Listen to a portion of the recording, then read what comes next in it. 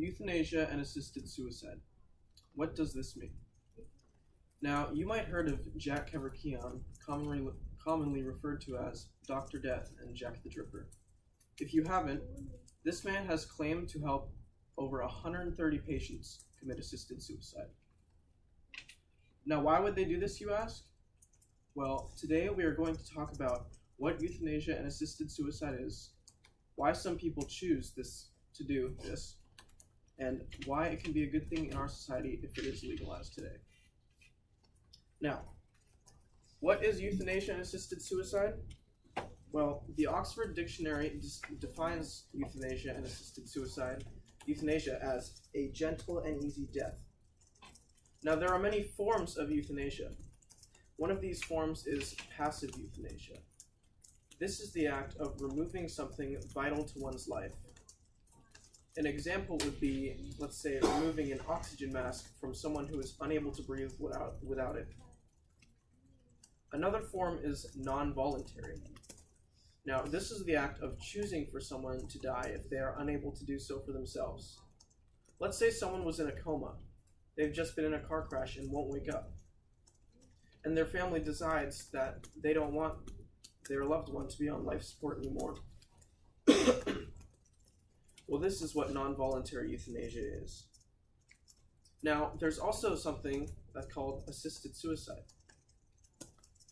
This is when a physician or someone else aids you with committing suicide. Dr. Death, or Jack Kevorkian, has claimed to help over 130 patients with this. Now, he does this by forms of lethal injection, force, and even the electric chair. Now, why would someone do this, you ask? Well, Robert Perlman, professor of medicine at the Department of Medicine at the UW, and Helen Starks, the assistant professor of medicine at the Department of Medicine at the UW, they have come up with a study of 30 different people that give their reasons for wanting to commit euthanasia and assisted suicide.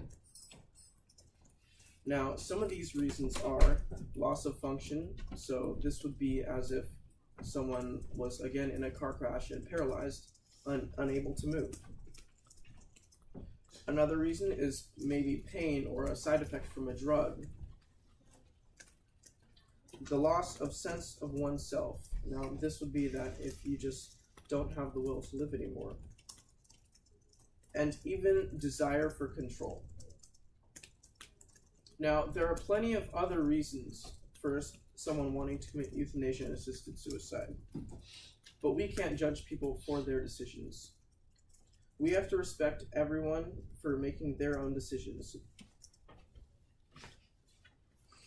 No one else can decide if you want to live or not. Now, Jack Kevorkian's one of his famous quotes is, "She made the decision that her existence lost its meaning, and you cannot judge that." And he is right.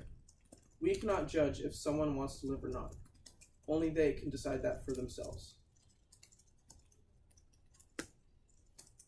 In 32 out of 50 states, the death penalty is legal.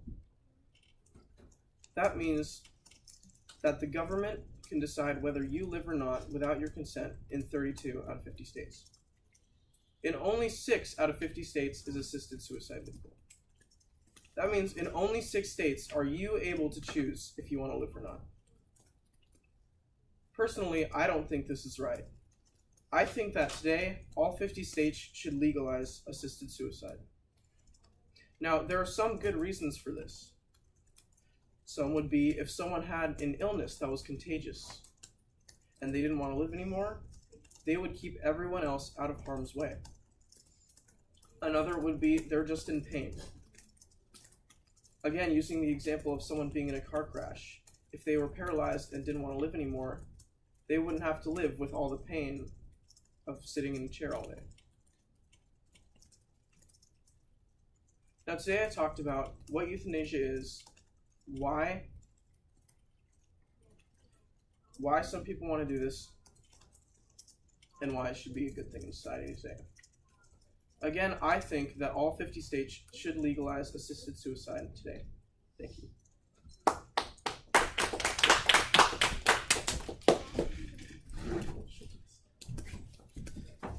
502.